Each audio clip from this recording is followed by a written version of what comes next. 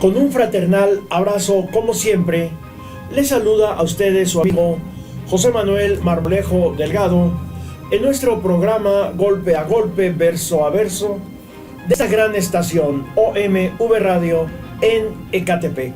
Tenemos como fondo en nuestra pantalla estas fotografías de la hacienda de San Antonio en Acolman, Estado de México. Visiten ustedes Acolman, es un pueblo precioso, con su convento agustino de la colonia, un convento monumental, con sus museos, con sus diversas salas museográficas, y visiten también la hacienda de San Antonio, administrada por los ejidatarios, la cual puede ser prestada para eventos culturales, para festejos, etc.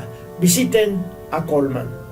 Damos inicio a nuestro programa leyendo parte de la historia de nuestro querido municipio Ecatepec, basándonos en el libro Efemérides de Ecatepec, de la coautoría de Juan Pablo García Vallejo y Alfonso Bautista García, quienes nos hablan de la derrota de las fuerzas federalistas en San Cristóbal, Ecatepec.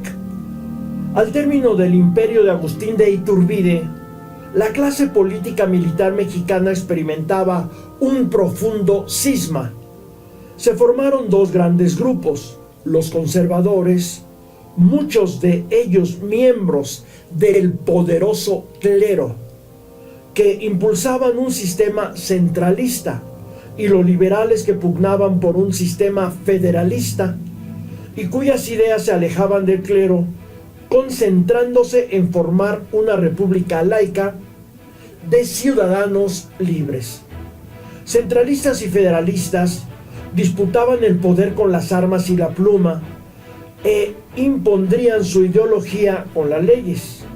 Sus fuerzas eran tan similares que ocuparon el poder alternativamente, ya mediante sublevaciones, ya por golpes o asesinatos de Estado. En ese clima, Anastasio Bustamante, un militar conservador, se sublevó en contra de Vicente Guerrero, quien había a su vez usurpado la presidencia al hacer a un lado a Gómez Pedraza, ganador de las elecciones de 1828. Debido al poder de Bustamante, el Congreso declaró a Guerrero incapaz para ejercer la presidencia, nombrando como interino a José María Bocanegra, quien estuvo en la silla solo 8 días, pues fue depuesto por el triunvirato golpista de Pedro Vélez, Luis Quintanar y Lucas Alamán. Este triunvirato renunció el 1 de enero de 1930, cuando Bustamante asumió la presidencia. Santa Anna, convertido en un héroe después de derrotar a las tropas españolas que pretendían invadir México, se declaró en contra de Bustamante y propuso a Gómez Pedraza para terminar el periodo presidencial que de por sí le correspondía.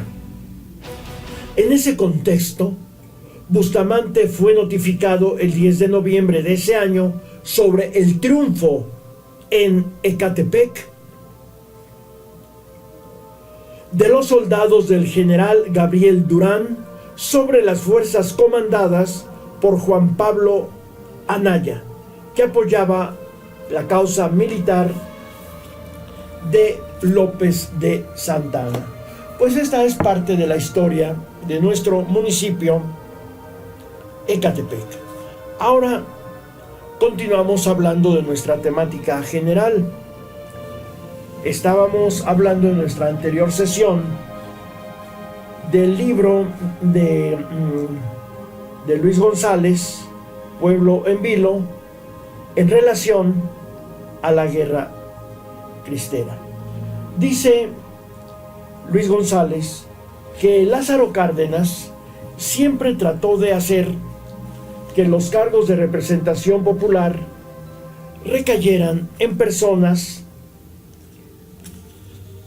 que favorecieran las divisas sociales populares revolucionarias, como el reparto de la tierra, aunque su sucesor en la gubernatura de Michoacán, el general Benigno Cerrato, dio marcha atrás en las reformas. El general Lázaro Cárdenas, nacido en Jiquilpan, tomó posesión como presidente de la República el día 30 de noviembre de 1934. Ante sus promesas de libertad sindical, en junio de 1935 habían estallado ya en el país más de 1000 huelgas, lo que provocó las descalificaciones de calles a la política obrera de Cárdenas. Este se entregó afanosamente también a la política externa de carácter solidario. Se opuso a los ataques de Francisco Franco en contra de la República Española, a la invasión de Mussolini a Etiopía, a la de Stalin en Finlandia, al accionar de Hitler, y abrió las fronteras mexicanas a niños y a sabios de la República Española. En política interna, expropió el petróleo y organizó el Partido Nacional Revolucionario.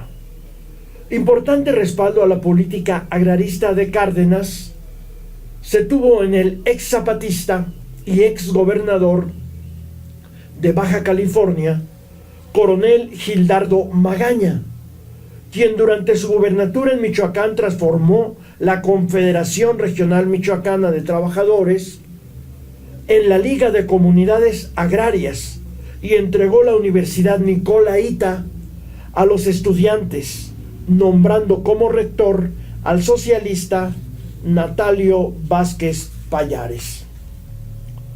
Se puede hablar con Cárdenas de la nueva revolución mexicana mediante el agrarismo, el sindicalismo, la expropiación y la educación, y llegado a la educación a todos los rincones del país, incluyendo a los que tenían gran influencia cristera. Medidas progresistas se aplicaron eficazmente en Jiquilpan con su presidente municipal, Juventino Aguilar. Pero en San José de Gracia, Michoacán, foco fundamental de la cristiada, se registró gran resistencia a crear un partido agrarista, sobre todo entre los propietarios de la tierra. Comenta Luis González que en San José de Gracia predominaba mucho el concepto de que solo se podía obtener tierra en propiedad por compra o herencia, pero por regalo era indigno y denigrante. Además creían en la propiedad absoluta de la parcela individual y no colectiva. Un agravante para que se aceptara la reforma agraria es que ésta la promovía un ente desprestigiado, el gobierno. Al final de cuentas, la necesidad hizo que se formara en San José de Gracia un partido agrarista. En Ornelas, el partido agrarista se formó en 1930 y en 1934 ya lo componían aproximadamente 200 miembros. Los agraristas pertenecían a la joven generación nacida entre 1893 y 1905. Los más viejos difícilmente rompían el tabú de ir en contra de sus patrones, persistiendo en el perjuicio de que era indigno recibir tierras regaladas. En el bando contrario se agruparon los propietarios dueños de ranchos con superficie mayor a 30 hectáreas, a quienes se aliaron los comerciantes sin tierra, algunos parceleros y los futuros herederos de la propiedad familiar. Los terratenientes vivían en Zaguayo, Mazamitla, Tizapán, Guadalajara, pero la mayoría en San José de Gracia. El párroco del pueblo, Octaviano Villanueva, se manifestó contrario a la reforma en la educación. El cura de Mazamitla apoyaba a los sin tierra, pero los sacerdotes de Zaguayo apoyaban a los terratenientes.